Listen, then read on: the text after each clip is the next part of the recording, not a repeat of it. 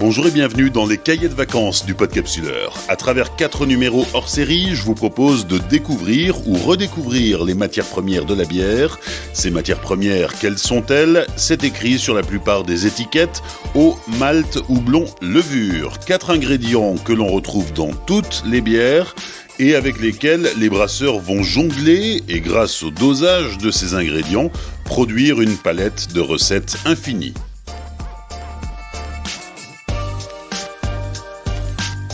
Hors série numéro 14, Hop France fête les 20 ans de la recherche variétale. Dans cet épisode, nous nous intéressons au houblon, l'épice du brasseur, un ingrédient végétal utilisé à différents stades du brassage et qui va apporter à la bière son amertume et ses arômes. En brasserie, on utilise plus de 200 variétés de houblon différents. Certaines sont connues depuis des centaines d'années, tandis que d'autres n'ont été découvertes que très récemment. Depuis 2001, la France dispose d'un programme de recherche variétale mis en place par le comptoir agricole, la coopérative des houblonniers d'Alsace. Je me suis rendu à Brumath, en Alsace, où le comptoir agricole a ses entrepôts. J'y ai rencontré Bernadette Logel, technicienne recherche et développement, Antoine Wuchner, responsable de la section houblon du comptoir agricole, et Francis Heitz, en charge des grands comptes et de l'export, qui nous explique pourquoi, il y a 20 ans, le comptoir agricole s'est lancé dans la recherche variétale. Je crois que la filière a pris conscience du besoin d'améliorer la variété alsacienne Striezelspalt, surtout motivé aussi par un client qui était Anheuser-Busch en son temps, la marque Budweiser, qui avait émis le besoin d'avoir un même profil aromatique que la variété historique Striezelspalt, avec des propriétés brassicoles améliorées, notamment en termes de capacité d'amérisation. Le but, c'était donc d'acquérir une forme de stabilité dans la variété ? À l'origine, c'était pour pallier le manque d'acide alpha dans le Striezelspalt et permettre aux brasseurs d'utiliser les mêmes propriétés aromatiques à différents stades de la production d'une bière, autant un peu plus en amont dans la salle à brasser pour la partie amérisante, et autant bénéficier aussi des huiles essentielles et des propriétés aromatiques du Striezelspalt, qui étaient très appréciées par le brasseur pour son côté épicé, légèrement herbacé et légèrement agrume du Striezelspalt. Donc un côté complexe, aromatique, intéressant, mais en ayant un peu plus de punch sur la partie amérisante. Le Striezelspalt, au départ, donc c'est une variété alsacienne historique ?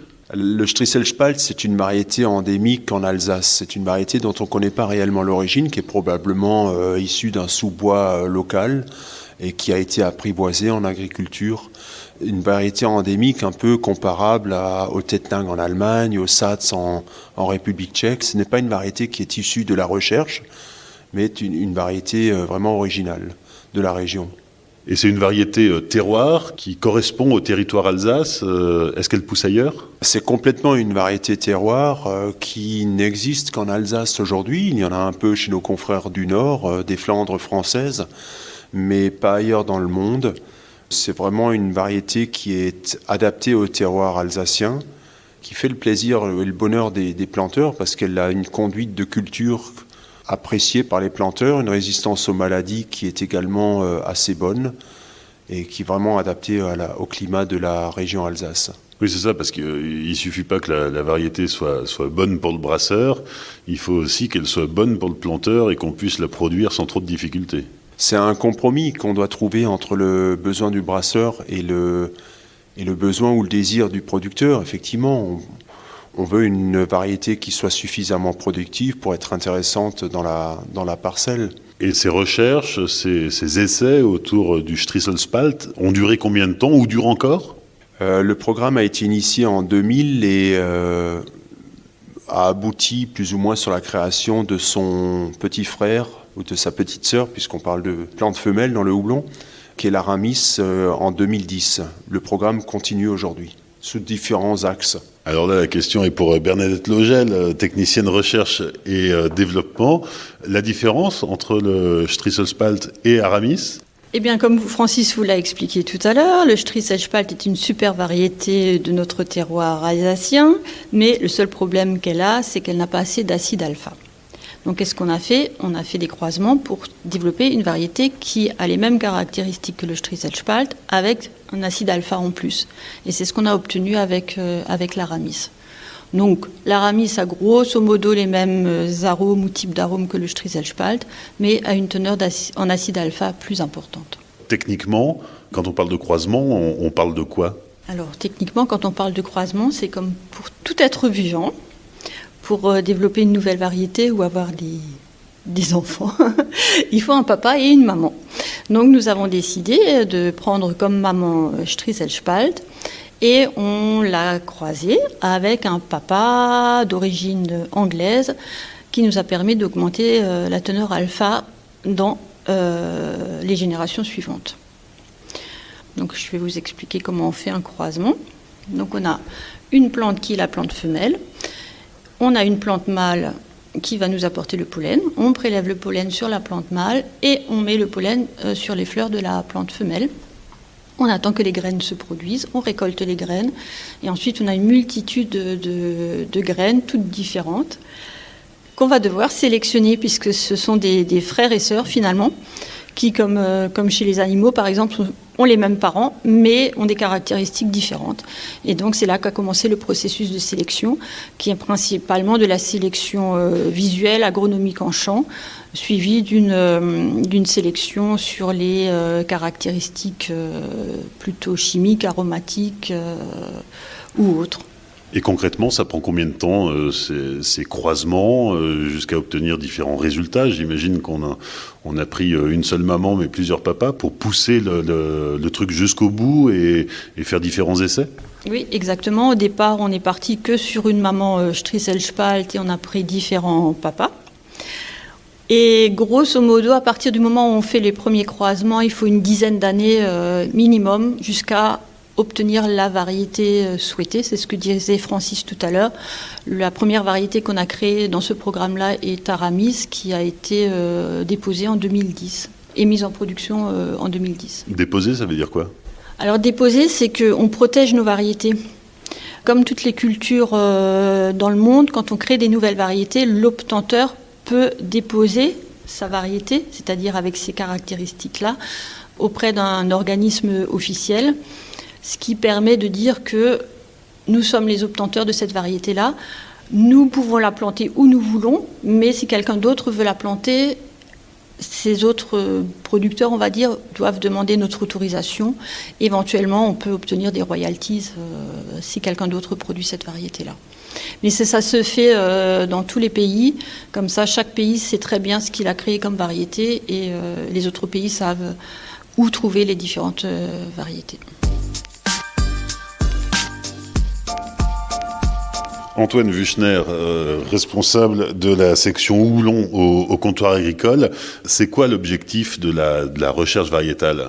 L'objectif, il est double. Déjà, satisfaire le planteur par des nouvelles variétés en lui apportant des variétés qui sont peut-être résistantes à certaines maladies, résistantes à des conditions climatiques un petit peu extrêmes, mais aussi de conjuguer le besoin du brasseur.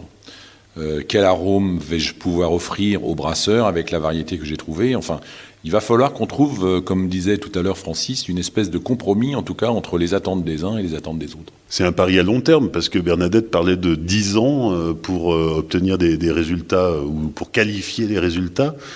C'est quand même une période très longue. C'est une période très longue, effectivement. Nous, on adorerait, en tout cas, que certains brasseurs nous disent « Voilà dans quelle direction vous allez devoir chercher ». Nous, il nous faut tel ou tel arôme, mais la difficulté est que, effectivement, s'il faut 10 ans pour créer une variété, peut-être que 10 ans après, la tendance sera différente. Donc c'est très compliqué. 10 ans, c'est long, mais 10 ans, c'est aussi nécessaire pour justement bien connaître la variété. Quand on va commencer à installer cette variété, le houblon étant une plante pérenne, il va falloir être sûr de ce qu'on fait. Donc on a besoin de ce laps de temps, justement, pour asseoir techniquement la variété, à la fois agronomiquement parlant, mais aussi aromatiquement parlant. Francis. On a compris en 2009 que le marché était évolutif, que le marché allait changer. Et c'est à cette époque-là qu'on a un peu changé la stratégie de notre programme de recherche en basant les croisements sur de la variété cascade en femelle, avec des mâles un peu différents, qui aboutit aujourd'hui à la création de Mistral notamment, et d'Elixir, et du dernier né, le P148, qui va être baptisé bientôt. Et vous voyez que c'est un processus ici de 10-12 ans. Ça rend notre métier à la fois excitant mais complexe. On n'a pas beaucoup de houblons flavor et comparables au houblon américain, mais on a compris quand même, il y a plus de 10 ans, qu'il nous fallait ça et qui commence à aboutir aujourd'hui avec la création de Mistral et d'Elixir notamment. Depuis 2001, le comptoir agricole a développé 7 variétés de houblon alsacien. C'est quoi les différentes étapes? Comment est-ce qu'on en arrive là? Qu'est-ce que ça représente en termes de temps? On l'a dit, c'est une dizaine d'années pour une variété, mais concrètement, comment ça se passe? Dans un labo? Dans une pépinière? Dans son jardin? Alors, c'est pas du tout dans un labo. Nous, on travaille de façon très classique dans des parcelles, dans des champs, à grande échelle, sachant que le houblon est déjà très grand en soi, donc on n'a pas tellement le choix. On ne peut pas faire vraiment pousser le houblon en serre jusqu'à maturité. Donc, comme je disais tout à l'heure, à peu près chaque année, on fait 5 à 7 croisements différents, donc maman et papa différents. Chaque année, environ, en gros, moyenne, on peut obtenir jusqu'à 6000 graines de ces 5 à 7 croisements. Sur ces 6000 graines, on a potentiellement la moitié qui sont des mâles. Et alors, si on a des mâles, qu'est-ce qu'on fait? On n'en veut pas des mâles, puisqu'on veut que des plantes femelles dans nos parcelles de houblon. Et une variété de houblon est une variété avec des plantes femelles uniquement. Donc il faut trouver un moyen déjà pour éliminer la moitié des mâles, donc les distinguer des femelles. Donc on élimine les mâles, il nous reste à peu près 3000 petites plantules qu'on va mettre dans une parcelle en champ. Donc 3000 plantules, ça fait à peu près 1 hectare.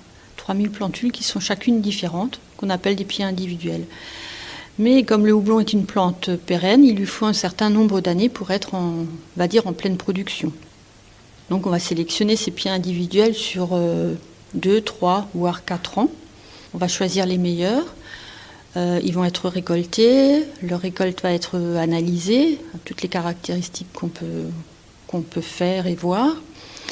Donc sur ces 3000 petites plantules, on peut obtenir jusqu'à une trentaine d'individus intéressants qu'on va multiplier, qu'on va planter dans ce que nous appelons des micro-parcelles, c'est-à-dire qu'on va faire une multiplication végétative d'une seule plantule, d'un plant. On va en faire une quarantaine qui sont tous identiques et ça va nous donner une petite parcelle, donc un peu la représentation de ce que ça pourrait être dans un champ. Donc là, rebelote, le temps que ces plants arrivent à maturité, il y a à nouveau 2, 3, voire 4 ans d'attente, enfin pas d'attente puisqu'on travaille, on note, on observe, etc. Et au bout de ces 3-4 ans, on va peut-être trouver une variété qui est intéressante, ou 0, ou 2, ou 3, mais pas beaucoup plus. Si on a 2 variétés qui sont intéressantes, on va chercher des producteurs qui vont être d'accord de mettre cette variété en production sur 30 arts ou 50 arts, qui vont à nouveau devenir adultes. Et ces producteurs vont récolter à part ces toutes petites parcelles pour eux. Et rebelote, on va faire des analyses, des observations, etc. Et au bout, peut-être qu'on va trouver une variété intéressante. Comme on l'a fait avec Aramis. Donc Aramis est issu de la 2e année de croisement que nous avons fait, donc en 2002. En 2001, du coup, dans notre série de croisements, on n'a pas vraiment trouvé de variété intéressante. Une fois qu'on trouve une variété intéressante, à l'issue de ces 3 étapes, on va dire, on va la multiplier pour pouvoir être mise en production et commercialisée. Et parallèlement, on va déposer cette variété auprès d'un organisme officiel européen qui est basé à Angers. Ça s'appelle l'Office des variétés végétales. Qu'est-ce que ça coûte, Bernadette, la recherche variétale? Alors, au début du programme, on était très très ambitieux. On est parti sur un coût annuel de 200 000 €. Ensuite, sur la deuxième partie du programme, quand on a réorienté nos croisements, on a un peu revu nos coûts à la baisse et on a essayé d'être entre 100 et 150 000 € par an. Antoine Wuchner, Bernadette nous disait qu'on partait de 6000 graines au départ, qu'il y en avait potentiellement 3000 qui étaient mâles, donc qu'on n'utilisait pas, il n'en reste plus que 3000, et au final, on en aura peut-être une qui donnera quelque chose de bien. Là, on est peut-être plus sur un point de vue agronomique. On n'a pas encore convaincu le brasseur. C'est quand même un sacré pari, la recherche variétale. Alors oui, c'est un sacré pari. Comme vous l'avez signalé, on cherche un peu une aiguille dans une botte de foin. On a quelques idées, bien évidemment. Ça coûte très cher. Après, encore faut-il effectivement que le brasseur ait envie de l'utiliser. Donc, parmi toutes les variétés qu'on va pouvoir sortir de ce plan de recherche, on va commencer... en tout cas, un développement industriel avec des brassins-tests pour voir ce que les variétés, on va dire, ont dans le cône, ont dans le ventre. Est-ce que l'arôme qu'on a réussi à sortir dans les cônes ressort également dans la bière ? On a pu voir, en tout cas, que certaines variétés étaient super intéressantes du côté du brasseur, parce qu'elles amenaient des arômes assez impressionnants, alors qu'agronomiquement, elles n'étaient pas du tout au rendez-vous. À l'inverse, certaines variétés étaient agronomiquement très rentables, mais par contre n'amenaient rien de plus. Donc c'est sûr que c'est un pari.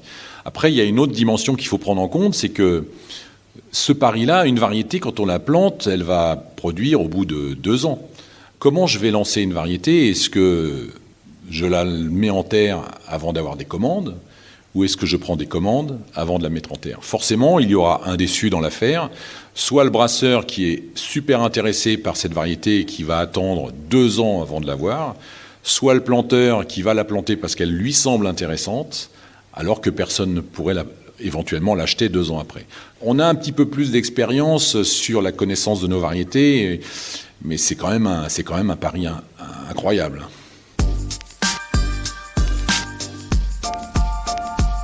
Francis, depuis 2001, le programme de recherche a permis la création de cette variété alsacienne. Entre les tâtonnements du début et aujourd'hui, alors évidemment, le temps de production et de création, il y a certaines choses qui sont incompressibles, mais on a l'impression que ça va quand même un peu plus vite. Oui, on comprend mieux le marché, le besoin du marché aujourd'hui par rapport au début. Faut bien se remettre dans le contexte. On a créé Aramis pour répondre à un besoin, d'avoir un nouveau Strieselspalt. C'est ce qu'on a réussi à faire avec cette variété.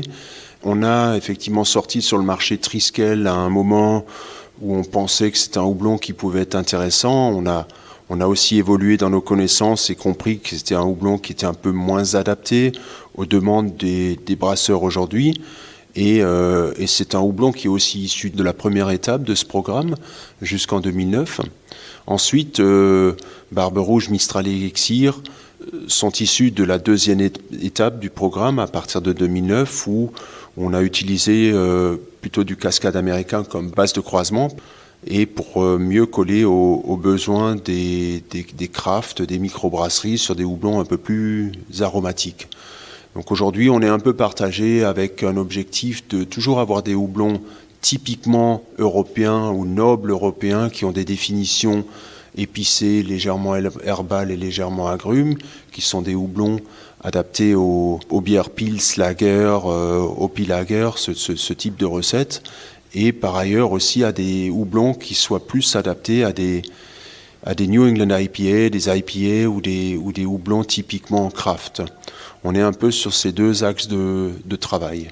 Il faut savoir que les bases de croisement qu'on utilise pour coller à ce type de houblon, je pense notamment aux cascades, sont somme toute limitées. Bernadette a expliqué que certains houblons étaient protégés. Aujourd'hui, des houblons très tendance américains que sont Mosaic, Citra, sont aussi issus de programmes de croisement, sont protégés, donc on ne peut pas nécessairement ni les copier, ni les utiliser comme base de travail. Et du reste, notre souhait, c'est pas de copier ce que font nos confrères, mais bien d'avoir des houblons typiques de la région, typiques du terroir, adaptés d'un point de vue agronomique et adaptés d'un point de vue aromatique aux besoins des brasseurs.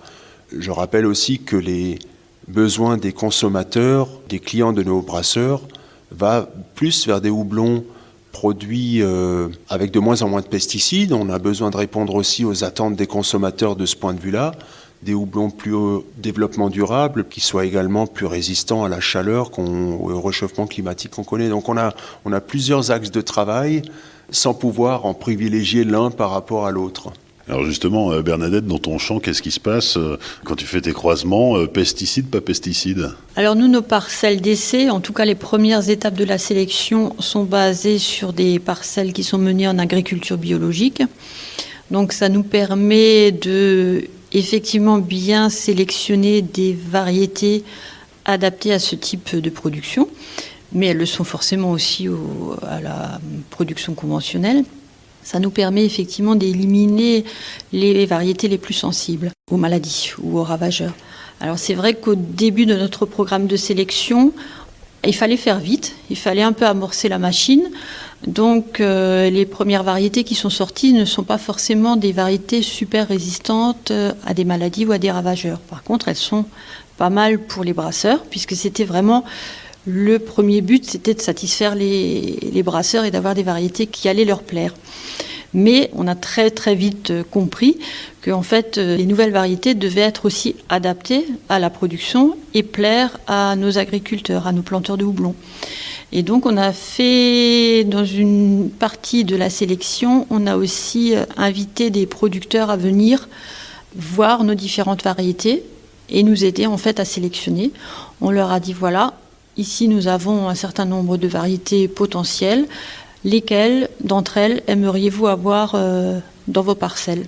Juste en les voyant comme ça ici, qu'est-ce que vous en pensez? Et ça nous a aidé en partie aussi à sélectionner des variétés plus adaptées à notre terroir et aux attentes des planteurs de houblon. Les planteurs sont volontaires pour essayer de nouvelles variétés, parce que c'est de l'espace, hein, c'est de l'hectare, donc il faut pouvoir en libérer pour... donc finalement, on supprime un houblon qui existait déjà, qui était déjà là, et pour le remplacer par quelque chose dont on ne sait pas trop si ça va marcher, si le rendement sera bon, et si ça plaira aux brasseurs. Tout à fait. En fait, on a un certain nombre de producteurs qui sont vraiment volontaires à essayer de nouvelles choses, alors que ce soit en création variétale ou d'autres essais qui ont trait au houblon. Effectivement, c'est pas évident pour eux de laisser un peu de place pour des essais. Mais ça peut se passer dans le cadre d'une reconversion variétale. Par exemple, ils ont des variétés qui sont peut-être en place depuis plus de 20-30 ans et qui devraient passer en reconversion. Et il se peut qu'ils puissent nous laisser une petite surface pour tester des nouvelles variétés. Ce sont des membres de la coopérative. Donc tous les producteurs sont membres de la coopérative. Et c'est la coopérative qui mène le travail de sélection. Donc c'est leur but et leur travail. Et ils ont tout intérêt à participer à notre travail. Et bien sûr, après, il faut un peu les indemniser si jamais la variété n'est pas adaptée à l'Alsace. Mais on arrive à s'en sortir quand même comme ça et à trouver des producteurs qui participent aux essais. Antoine, qui est-ce qui donne la cadence en matière de houblon? Qui est-ce qui donne le rythme? Parce que les gros faiseurs, les groupes industriels, eux, ont des recettes établies depuis des années et des années, et il n'est pas question d'en changer un iota. Donc c'est qui? C'est les brasseries artisanales qui disent on veut tester de nouvelles variétés, on a de tels besoins? Alors moi, je pense que c'est l'aval qui donne la tendance, effectivement. Le consommateur donne la tendance. J'imagine que le consommateur vient souvent chez son brasseur dire « Qu'est-ce que tu as de nouveau ?» Pour nous, quand on est sur les salons, que ce soit en France ou à l'international, on voit des brasseurs, chaque fois ils viennent nous demander « Qu'est-ce que vous avez de nouveau ?» Quand on regarde aujourd'hui la concurrence, il y a toujours des choses nouvelles. Donc la tendance, elle vient de la base. Après, derrière, il y a bien évidemment le monde agricole qui va pousser, parce que, comme il a été dit tout à l'heure, on a des velléités d'aller sur des productions plus propres, on a des velléités d'aller sur des productions qui résistent aux conditions climatiques de plus en plus adverses. Mais la tendance, pour moi, elle vient clairement de l'aval. En même temps, pourquoi faire de la recherche variétale alors qu'il y a des milliers de variétés de houblon déjà existantes? Alors toutes ne sont pas adaptées à la bière, mais il y en a quand même plusieurs milliers, donc potentiellement on peut en trouver qui seraient intéressantes. L'année dernière, j'avais vu un article dans lequel il y avait 229 variétés de houblon. Il y a des producteurs de houblon un peu partout dans le monde. Les principaux producteurs sont les Américains et les Allemands. Chacun a ses propres caractéristiques variétales. À nous, aujourd'hui, de développer des variétés qui sont propres au terroir, qui sont propres aux attentes de nos brasseurs locaux. On a de plus en plus un secteur craft qui se développe en France avec une volonté locale. Et après, je pense que parmi ces 229 variétés, le brasseur est un vrai magicien. À lui, en tout cas, d'adapter le houblon au malt, à la levure, de manière en permanence à sortir des éléments, des bières nouvelles. C'est en sortant en fait des bières nouvelles qu'il arrivera demain à intéresser ses consommateurs, à se démarquer par rapport à sa concurrence. Si tout le monde fait la même chose au même moment, forcément, ça risque de coincer. En tout cas, ça risque de poser des problèmes à la fois de désintérêt du consommateur et puis de désintérêt du brasseur, puisque lui, son seul souci, c'est de créer des choses nouvelles de manière à développer son activité. Et puis, c'est un monde qui est en pleine évolution. Donc, on est dans cette mouvance de création. Donc, on a besoin de variétés, forcément. Bernadette, la recherche aujourd'hui, on en est où? On a déjà 7 variétés alsaciennes existantes. T'en as combien dans ton panier? On a quand même une trentaine de variétés potentielles qui ne sont pas encore des variétés. On leur donne des numéros, mais il faut qu'on les étudie encore, qu'on les teste sur plusieurs années. Par exemple, une année sèche, on n'aura peut-être pas beaucoup de maladies. Et puis on va peut-être sélectionner certaines variétés. Et puis l'année d'après, l'année sera peut-être humide. Et puis on aura du mildiou et de l'oïdium. Et c'est là qu'on verra celles qui sont réellement résistantes à ces maladies-là. Donc il faut effectivement tester toutes ces maladies, les observer pendant plusieurs années de suite avant de les mettre sur le marché. Et comme on a déjà pas mal de variétés qui sont maintenant sur le marché, commercialisées et déposées, on peut peut-être prendre un peu plus de temps pour développer des variétés adaptées à l'agronomie de notre région.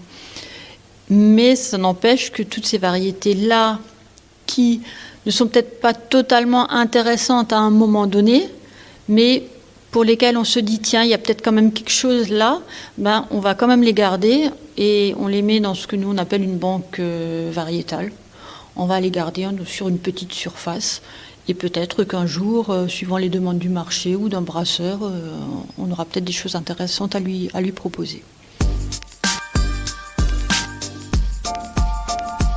Avant qu'une variété soit homologuée officiellement, que le nom soit déposé et révélé, il y a des brassins-tests qui sont réalisés parce que entre la terre et la cuve du brasseur, on peut encore avoir des surprises. Comment ça fonctionne? Il y a effectivement des brassins-tests. Il y a différents types de brassins-tests. Il y a des brassins-tests très poussés dans lesquels on fait aussi des analyses organoleptiques, des analyses de tests consommateurs éventuellement, tout est possible. Après, il y a des distributions d'échantillons pour ceux qui veulent. Et puis ensuite, il y a les brassins qu'on réalise pour nos salons. On aime bien, en tout cas, avec certaines variétés, présenter certaines choses, en tout cas les variétés qui nous semblent les plus intéressantes, pour avoir directement le ressenti du brasseur sur place. De toute façon, cette phase est indispensable pour être sûr qu'en tout cas, on a bien identifié l'arôme qu'on avait vu dans le cône, sachant que, bien évidemment, en fonction de la recette, cet arôme va être différent. Mais en tout cas, on est obligé de savoir que la clientèle brasseur a potentiellement un intérêt pour cette variété. Sinon, comme on l'a dit tout à l'heure, cette variété est vouée à l'échec en tout cas. Oui, Francis, le brasseur va aussi devoir composer pour mettre en avant le houblon dans ses brassins-tests, parce qu'évidemment, on ne va pas pouvoir forcément mélanger les variétés de façon à ce que la variété alsacienne qu'on veut révéler soit suffisamment puissante. On a 2 cas de figure où, quand on fournit des échantillons au brasseur, en général, on ne donne pas de directive particulière. Le brasseur teste selon ses propres idées, avec un échange d'informations dans ce cas, et ça nous donne des bons éléments pour mieux identifier la variété. Et par ailleurs, on peut aussi, nous, initier des brassins-tests avec des partenaires, soit des brasseries de centres de recherche, l'IFBM à Nancy, des confrères en Allemagne, voire des brasseurs aussi qui vont nous faire une bière avec ce houblon. Alors à ce moment-là, on aime bien une recette relativement basique, type lager, relativement claire, en fermentation haute ou fermentation basse, avec un dosage de houblon plutôt résolument sur la partie aromatique, donc en toute fin d'ébullition, voire dans le whirlpool, voire même en dry hopping, pour vraiment mettre l'accent sur la variété. À ce moment-là, c'est des recettes, encore une fois, relativement basiques, en utilisant uniquement ce houblon-là, qui va vraiment révéler ses profils aromatiques et nous permettre mieux comprendre ce que le houblon réalise dans la bière. Anthony Wuchner, Bernadette nous disait qu'elle avait actuellement à l'étude une trentaine de croisements de peut-être variétés futures. C'est quoi l'avenir? Où est-ce qu'on en est dans 5 ans? Où est-ce qu'on en sera? Quelles sont les projections? Moi, je pense qu'au regard de ce qu'on a aujourd'hui dans notre catalogue, de la dernière variété P14-8 qui s'apprête à être lancée, à partir de l'année prochaine, on pourrait déjà, si parmi les 30, il y a vraiment bien sûr quelque chose qui sorte, mais réfléchir à sélectionner peut-être 1 ou 2 candidats pour, dans 2 ou 3 ans, être capable de voir si on peut compléter encore notre gamme. Alors Francis, en observant le marché actuel, est-ce qu'on peut déjà se projeter pour savoir ce qui, dans 5 ans, sera le besoin des brasseurs pour répondre justement aux attentes du marché? Je crois que personne aujourd'hui sait prédire le marché dans 5 ans ou dans 10 ans, pas même le brasseur. Mais pour moi, une chose est sûre, c'est que la tendance craft et la tendance des houblons fruités va continuer. On va continuer à travailler la recherche variétale dans la direction de houblons aromatiques et de houblons aromatiques relativement fruités en élargissant au maximum le spectre aromatique proposé. Nous, en Alsace, on est sur des houblons qui sont complexes, qui proposent une multidimension dans les arômes. On n'a pas affaire à des houblons qui sont unidirectionnels. On a toujours un peu de complexité dans les arômes. Il y a du fruité, il y a de l'épicé, il y a de l'herbal en même temps que le fruité. Donc ça, c'est quand même une richesse que le brasseur peut exploiter sous différentes formes. Mais de façon générale, on va continuer, en tout cas nous, à travailler sur l'élargissement du profil aromatique de nos houblons en augmentant la teneur en alpha. On a toujours affirmé que l'Alsace, le terroir alsacien, n'était pas fait pour des houblons à indice alpha élevé. Personnellement, j'y crois pas. Je pense que la recherche va nous permettre aussi d'explorer cette piste-là à l'avenir. La palette aromatique, Bernadette, elle est large. Alors aujourd'hui, on peut parler par exemple du Barbe Rouge qui a un goût de fraise assez surprenant et prononcé et complètement inattendu de la part d'un houblon. Comment est-ce qu'on pourrait la compléter, cette palette aromatique? Qu'est-ce qui manque? Qu'est-ce qu'il faudrait y apporter pour l'enrichir? Alors en fait, il y a énormément de possibilités d'arômes supplémentaires ou différents de ce qu'on a déjà, puisque dans la composition du houblon, enfin dans la composition aromatique du houblon, les composés aromatiques sont, je dirais, il y en a plus de 200 différents d'un point de vue chimique. Et donc, en fonction de la quantité de l'un des composés par rapport à un autre, on pourrait obtenir un peu n'importe quel arôme fruité différent, on va dire. Puisque c'est des molécules aromatiques qu'on va trouver dans le houblon, mais qu'on va retrouver dans certains fruits. Donc, suivant comme disait Francis, c'est de la complexité. Suivant la composition en différents composés chimiques, on peut sortir potentiellement plein d'arômes différents. Aujourd'hui, la tendance est résolument vers des houblons à goût de fruits exotiques. On n'a pas exploré encore les fruits traditionnels réellement. On parlait d'un Triskel qui avait du mal à trouver sa place sur le marché. C'est un houblon qui offre des arômes de mirabelle, de pêche, qui est un peu moins demandé par le marché aujourd'hui. On évoque les 200 houblons existants, parmi lesquels je pense à des houblons anciens, notamment Brewer's Gold, qui a des profils herbacés. Quand on parle d'arômes d'aneth, d'arômes de menthe, ce sont aujourd'hui des arômes qui ne sont pas trop recherchés par le brasseur, mais qui demain pourraient aussi faire l'objet d'une tendance. Donc il y a encore une palette relativement large. Si on évoque le côté herbacé, épicé, fruité, il y a encore pas mal de possibilités à découvrir pour le futur. Les variétés alsaciennes aujourd'hui sont produites dans quelle quantité? C'est une production de 700 à 800 tonnes par an sur 480 hectares aujourd'hui.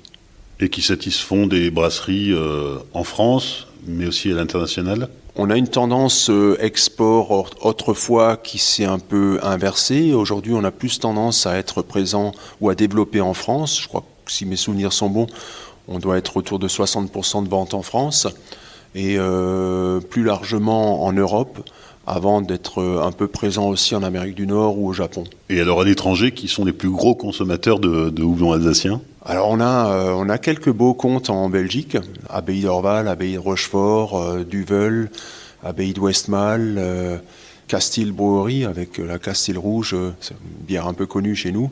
Donc la Belgique est devenue un marché important pour nous. Aux États-Unis, l'Aramis est très apprécié chez Oscar Blues, chez Russian River. On est présent chez Urban Chestnut, on est au Canada aussi un petit peu, au Japon, chez Sapporo entre autres. Qu'est-ce qui explique l'intérêt des brasseries étrangères pour le houblon alsacien ? Justement, cette complexité aromatique. Prenez un Aramis qui est très apprécié par Oscar Blues et par Russian River, qui a remplacé un Satz quand même dans une Pils. C'est parce que l'Aramis a justement cette capacité brassicole avec un alpha à 5-6% qui rentre dans une lager ou une Pils. Et également parce que son profil aromatique complexe correspond aux attentes du brasseur. On a un profil légèrement agrume et surtout épicé qui caractérise nos houblons en Alsace, notamment le Strissel et l'Aramis. Antoine, c'est hyper flatteur pour le comptoir agricole de voir ces houblons s'exporter aux États-Unis. Il y a ce qu'il faut en houblon outre-Atlantique. Bien sûr, c'est hyper flatteur et c'est aussi un gage de la qualité de nos houblons, de la solidité de notre terroir, de la façon dont on a peut-être de se démarquer de certains de nos concurrents. C'est aussi pour ça qu'on a créé la marque Hop France, parce que quelque part, à l'étranger, on voulait rayonner très facilement et simplement, et le nom de Hop France est très évocateur. Après, aujourd'hui, quand j'entends tout ce qui s'est dit sur la recherche variétale, on va être confronté au développement des surfaces en Alsace. Pour satisfaire de plus en plus de clients par rapport à une demande brassicole de plus en plus importante en fonction des secteurs, bien évidemment, mais en tout cas, nous, on a aussi des possibilités de se développer. On n'a pas parlé d'Amérique du Sud, on n'a pas parlé de Chine. Nous allons être à la recherche de nouvelles surfaces en Alsace pour satisfaire tous ces besoins. Et à un moment donné, ça peut être un des facteurs limitants, ou en tout cas, c'est sûrement un point sur lequel il va falloir qu'on soit très vigilant. Techniquement, en Amérique du Nord, les nouveaux houblons aromatiques que sont les Citra, Mosaïque, Sabro, sont exceptionnels, sont de très bonne qualité pour faire des IPA, des Hoppy Lager. Sur des houblons plus traditionnels, les Américains viennent souvent en Europe chercher des houblons nobles européens que sont les Tettnanger, les Satz, les Strissel-Spalt, les Mittelfrüh, pour brasser des lagers et des pils. Donc on a un peu cette différence d'intérêt technique. On a beaucoup plus de complexité dans les houblons européens, notamment dans les houblons alsaciens, et on a peut-être un côté plus simpliste, mais punchy sur des houblons américains. Donc on va plus différencier ça sous cette forme aujourd'hui. La France et notamment l'Alsace avec ce programme de recherche est un des plus petits pays producteurs de houblon avec un programme de recherche. C'est quelque chose qui nous rend particulièrement fiers quand même. On est face à des mastodontes que sont les États-Unis ou l'Allemagne. La France a son propre programme de recherche qui développe ses propres houblons de terroir. Et ça, on doit en être très fiers. Nous en sommes très fiers. Et j'aimerais que cette fierté soit partagée auprès de tout le monde brassicole français. Antoine, en conclusion, on se rend bien compte que le planteur, aussi bon soit-il, et le brasseur, aussi bon soit-il, si ces gens-là ne communiquent pas et ne sont pas en contact quasi permanent, finalement, il ne peut pas y avoir d'évolution durable. Absolument.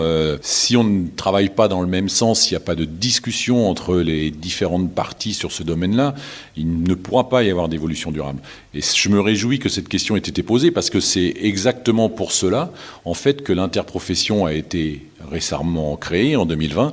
Ça sera le lieu privilégié, en tout cas, où les uns et les autres, producteurs et transformateurs, pourraient échanger sur leur vision de l'avenir et ainsi faire en sorte que ce qui est cherché en Alsace puisse répondre demain à leurs besoins.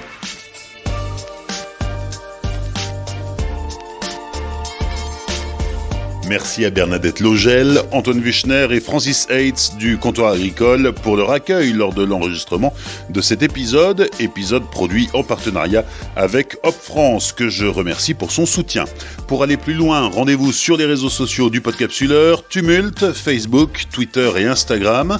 N'oubliez pas de liker, partager et commenter. Vous pouvez aussi laisser une appréciation et 5 étoiles sur Apple Podcast. Dans 15 jours, nouvel épisode des Cahiers de vacances du Podcapsuleur. Nous irons à Blagnac, près de Toulouse, au siège France de l'Allemand, l'un des acteurs majeurs de la levure de brasserie sur la scène internationale. D'ici là, souvenez-vous, l'abus d'alcool est dangereux pour la santé, alors savourez, mais sans forcer.